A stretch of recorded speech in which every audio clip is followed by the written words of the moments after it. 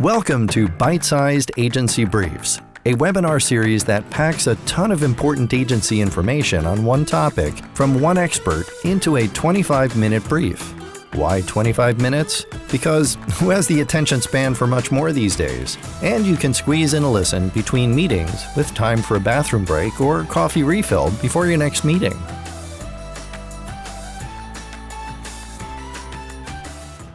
Thanks for tuning in. This is Byte-Sized Agency Briefs. I'm your host, Steve Guberman from Agency Outside, where I coach agency owners to build the agency of their dreams. I'm really excited to be talking with Sherri and Reuben Johnson, affectionately known as the Fly Duo.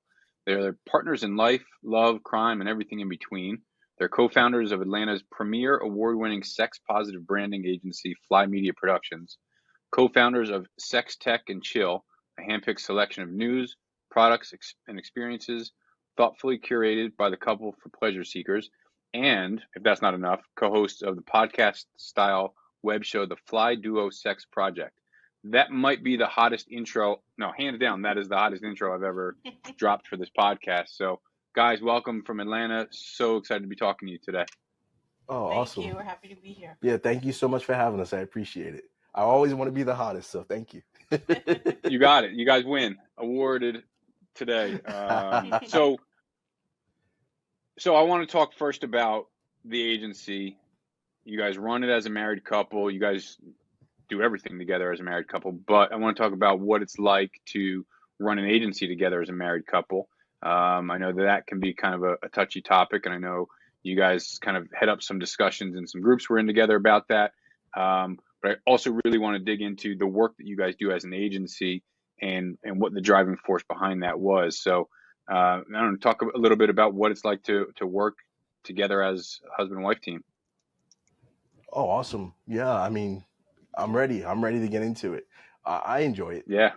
Simple answer, short answer, TLDR. Okay. It's nice. It's nice. You're like, What, okay, that's great. Pack it so, in. but you're together 24/7. I mean, is there a division? Are you like talking about work over dinner? Are you like rolling over in bed saying like, hey, did that proposal close? Yeah. Like, does the conflicts of marriage come into, work? What's the division of labor look like in the business? Yeah, that's a good question. And all of the above pretty much. Yeah. Go ahead. You want me to go? Yeah. So yeah, I mean, we talk about stuff all the time. We had been for a while trying to like find that Clear elusive, separation. clear separation of Doesn't balance exist. of life and family or work-life balance. That's the term I'm trying to think of. Mm-hmm. And that just did not work for us well at all. And so it was interesting because one of the comments in the group, someone who was a long-term couple, they were talking about how, they will talk at different times too, like well outside of business hours. And it works for them. If one of them is feeling something, then the other one knows they can be comfortable bringing it up and everything. That made me feel a lot better about how we kind of approach it, because I think sometimes you try to do something that you see as the popular thing, as this is the ideal standard to try to reach. And then when Right. you can't reach that standard, or it's not a good fit or whatever, you might start to kind of like doubt yourself. So We both have ADD, so that's not how our brains work. We can't just say like, well, that's between this hour and this hour only. Like, we just don't work that way. Stuff pops into our heads all the time throughout the day, at night when we're laying on the pillow, waking up. Like, yeah, it hits us all the time. We try to be really like mindful of when the topics come up and when to talk about them and when to just say, hey, let's put a pin in this for later, but remind me to tell you about this thing or ask you about this thing. yeah, we'll do that. Yeah. We'll also pull out our phones a lot and like brainstorm, just record it. Because that way we can, at least we know we've captured whatever that knowledge was. And then we can kind of go on with life outside of work. But we don't have to worry about, oh, did we just lose? We don't want to lose something that's like, could be a transformative thing. Just record it. Now we trust the phone has it. It's backed up to the cloud, and we just keep it moving with whatever we're doing. Because we do that a lot. I dig that. It's simple, especially driving. I mean, everyone who's driving, you're driving with like your best friend, you're talking about everything. It's inevitable you're going to talk about work. We've come up with some of our best ideas outside of the workday. So I feel like don't fix what isn't broke, Yeah.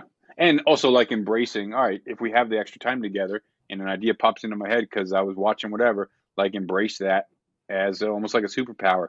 Whereas other people that are like, I've got to email my employee or whatever, you can just be like, yo, did you see that? What about this for that thing? So yeah, I like that. What about like the division of labor? How do you guys manage that as a team? That was something that took a while to arrive at the ideal balance and the ideal roles. So like we kind of like work underneath the EOS, what is it, entrepreneur operating system. So underneath that system, Mm-hmm. I'm officially in the visionary role. Sherri is Okay. our integrator, but she's also um runs the brand. So she's a chief brand officer, runs creative, and she's also a co-visionary. A lot of the great innovation stuff we do comes from Sherri as well. So that's kind of like how we roll it. I used to run the tech side when we were doing tech services. I still Mm-hmm. run any tech we do internally, but we don't really provide a lot of tech to new clients. We'll do some to like for existing clientele, but for new clients, we're not really offering tech services. So I'm doing more like leading. If we do an innovation lab, I'll lead that kind of thing. And then I also do some more stuff like in the forefront when we do public facing stuff, whether it's presentations or hosting events and that kind of stuff. One of the things that I love with the way like kind of we work together, because we do a lot of like campaign and community building type stuff. Mm-hmm. Those are cool because like Sherri will, within a campaign itself, will take lead in different aspects of it. Well, she may lead on the strategy and the asset delivery side. And I play a lot of supporting roles in that way. And then kind of like when it comes to actually executing on campaign, like day of, if it's something like where it's a live Twitter watch party or where it's hosting an event, depending on what the actual thing is, I may have more of a forward role, or I may still be playing a supporting role. So it really depends. The way we've structured it, our roles and like who's got the decision making power plays to whoever's strength is in that area. And Love it. that's where I feel like we get the best results. Yeah, and then at home we pretty much just work together to make sure everything gets done. And then except for like if one of us is more like heavily in a project at the time, then the other one will step up and kind of take over their responsibilities. Except for baking, like Oh yeah. I'm so terrified of baking. I cook with like on the If you stove want to top. burn on it, Yeah, if this you want guy. something that needs to be like Otherwise, no. cooked nice, like on a stove top in a frying pan, I can do that all day long. If you want it to go in the stove and it needs to like be baked like cake or pastries and actually taste good, Yep. she's great at that. But I see, don't even try anymore. It just But he's good overwhelms me. about balance because he'll be like, I'll do the dishes and I'll do this, that, and the other thing if you'll make me cookies. Yep. Doesn't expect. That's how me I to do am it with all, my so girl. that's good. She cooks, I clean all day long. I love it. Yeah, exactly. So you've been running the business together for more than 20 years. How long have you been running on EOS? EOS, this is our second year, right? Yes. Yeah, yes, yeah, because we actually our second year anniversary. We just had had it. Just had the first. Oh, full oh, year, yeah. okay. See, this is why Sherri's our integrator. Well, because and we I'm were working not. with Leslie on a coaching level. Oh, first. yes, That's thank why you. it feels like 2 years. Thank you. I forgot about that. Gotcha. Okay. So I was wrong And earlier when I said 2 years. My bad on that. Okay. And did that help drive? You guys did a rebrand recently. Did that help drive the rebrand? Was what came out from the integration? Yeah, it definitely helped it inform it. Like we already knew we wanted to we already knew we wanted to do with a new position. We knew Okay. we wanted to move into the pleasure space before we knew anything about EOS. So initially with Leslie was a consultant helping us kind of navigate all that. But then when he saw, after he'd been working with us for about a year, he saw how we work, how we think, how our business operates. And then he already, was very familiar with the OS, and he saw that there was really good alignment there, that it would be able to help us kind of like take what we do intuitively and kind of formalize it and give us some kind of more formal strategy breakdown. So we trusted Leslie. We'd worked with him for a while now at that point, and we said, okay, we'll do that. We'll give that a shot. So it helped us to kind of like be more structured in how we approached the new positioning and the rebrand. I don't think it was responsible for it, but it definitely helped make it more successful. But we also, So go ahead. I was gonna say, so were you guys more like generalists before the new evolution of the agency, or like were you niched at all or focused on anything? Yeah, we were niched. We were like doing a lot like focused in lifestyle brands that leaned in the like fashion, urban, and other lifestyle stuff around that area. A lot more like focused, like 18 to 45 market, like clientele in that area. We were like leaning in that area, but we were still kind of general because we were working with a lot of different types of brands. But that was kind of like that through line that we were kind of like hung the agency on. We're also more so a web shop, like web design development primarily. That was like our bread and butter. Yeah, and that's a good point. And we decided to lop off a lot of those services. We still do the design side. We don't do the development and the content management systems and all that anymore. We got out of that side. So you say you do brand seduction, which is creating influential powerhouses with unapologetic brand experiences. Mm-hmm. A lot of brands will immediately disqualify themselves. I'm sure Colgate isn't coming to you saying we need a toothpaste campaign, which is a great disqualifier because it says right up front, this is the kind of work we do. It even says on your website, like who we work with.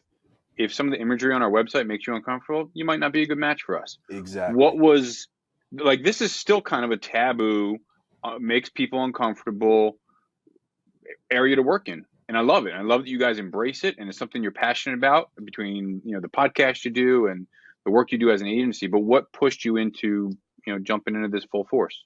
So for us, it was actually more of a personal decision than motivated by business opportunity.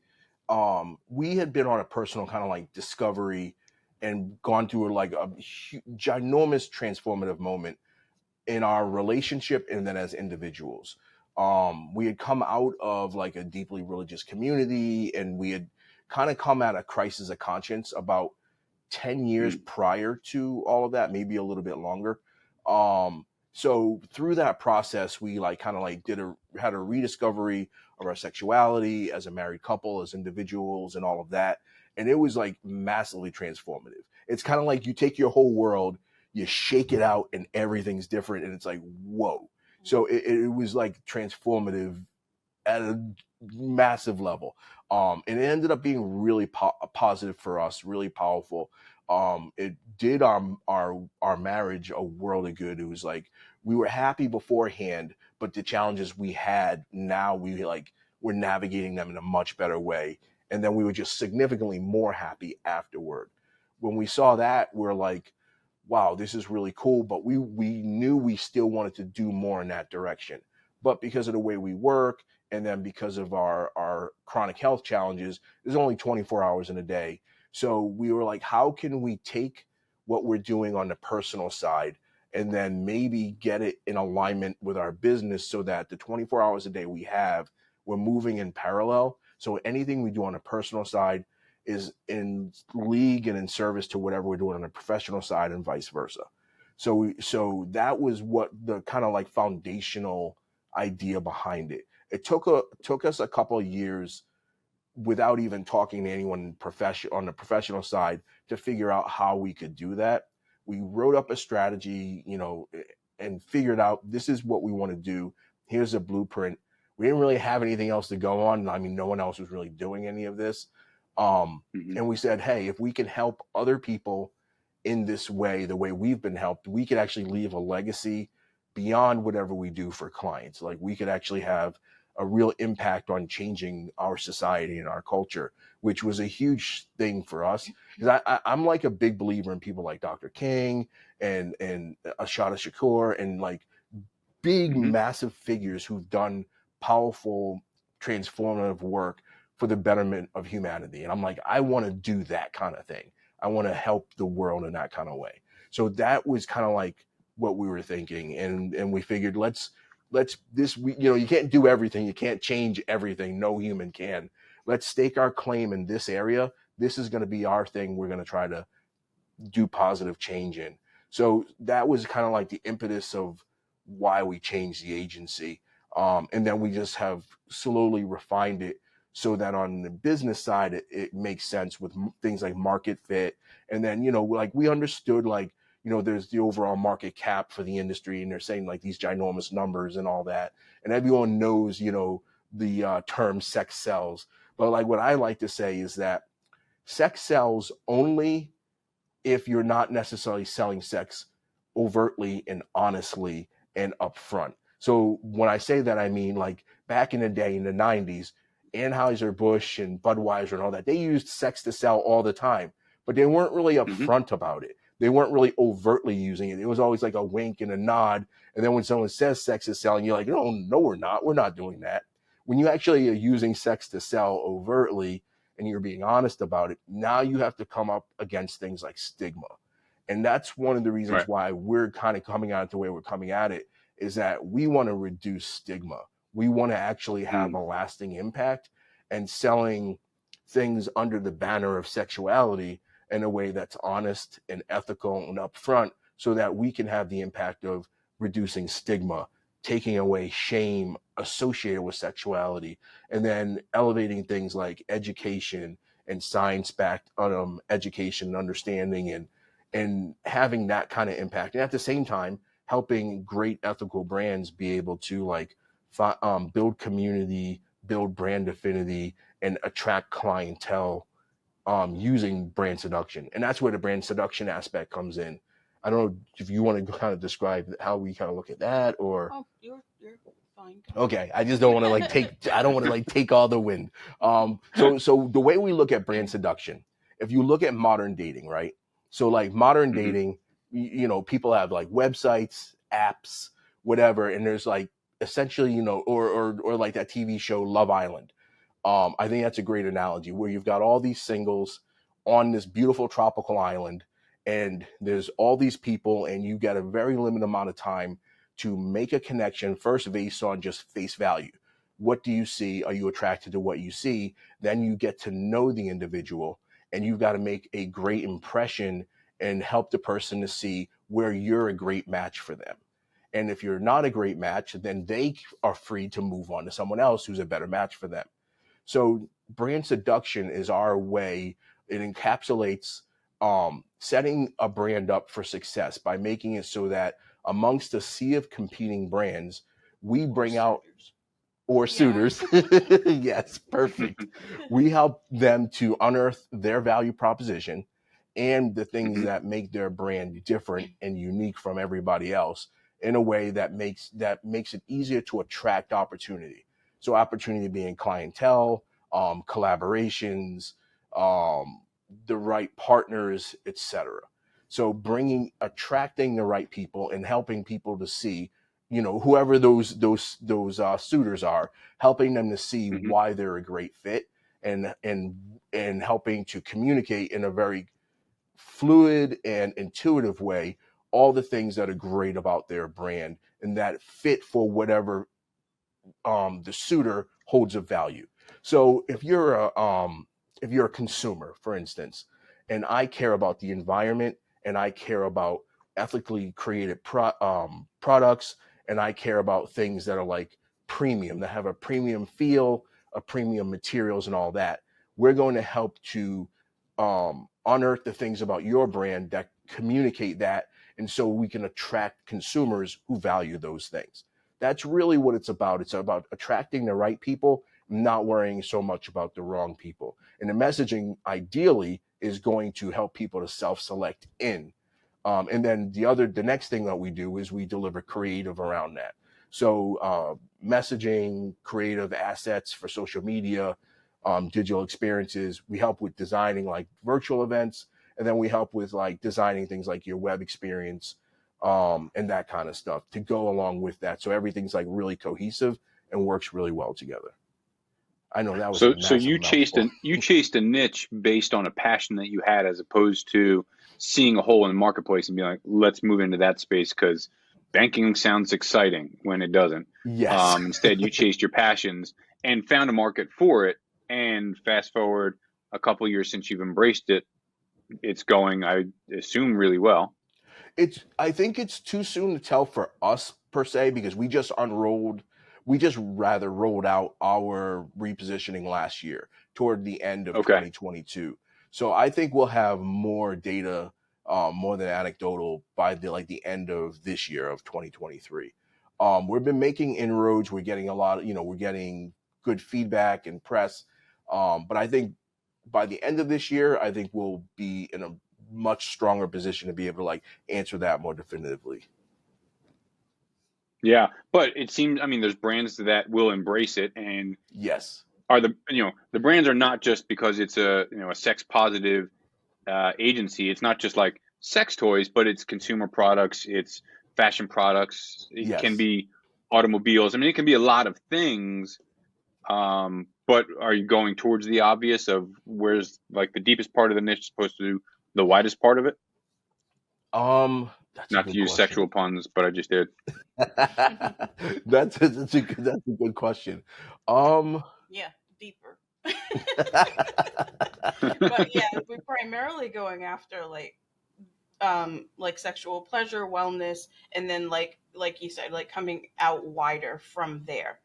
So at the high end, like you were saying, almost any brand that wants to use seductive language or seductive visuals, and seductive visuals and language doesn't have to mean sexual literally either. Yeah. Just sure, very visually attractive kind of things, right? Sensuous. Yeah, sensual. Kind of thinking of sensuous chocolate. Yeah, because a lot of times the same language that we're using is other people don't hit it the same way. We say unapologetic lifestyle and pleasure brands on our website, and some people think that we're referencing the lifestyle, the adult lifestyle, and we're like, oh no, we're just talking about regular traditional lifestyle brands, So I know a lot of times when I say sensual or seductive, I'm trying to make sure I'm being clear that that's not just, it doesn't have to be just sexual, on the high end, but that is primarily what we're going after. Yeah, and by high end, I think we should specify by the opening of the wider. Yeah, like you were talking about. We should clarify too. No issue with the lifestyle. No. I know the language. Yeah. Gotta watch. Well, I think that's inherent in what you said. Is we want to get rid of the stigma, and that's it's not even an after effect of the work you're doing. It's the motivation for the work that you're doing. Yes. And so to me, that is so powerful, because there is still, and there will always be some kind of stigma, because there'll be a certain part of the world that just can't see it, can't hear it, can't nothing. But if you eliminate some of the shame behind it, whether it's early age sex ed or body positive conversations, or all these things, you're just making so much room for so much more to be done in the marketplace with whatever kind of brands, and they'll be more open to it, more fluid with it, which I love. I think a lot of agencies will try and kind of sneak in that seductive tagline as here's one of three, but we don't think it's going to go anywhere, and we'll mix it in with something that is super acceptable. Whereas you guys are this is what we're really good at, and we're embracing it, and we also want to make a difference and leave that as our legacy. And so I just really, really admire that. All right, we're going to pause there for a break. Stay tuned. Episode 2 is going to come out next week.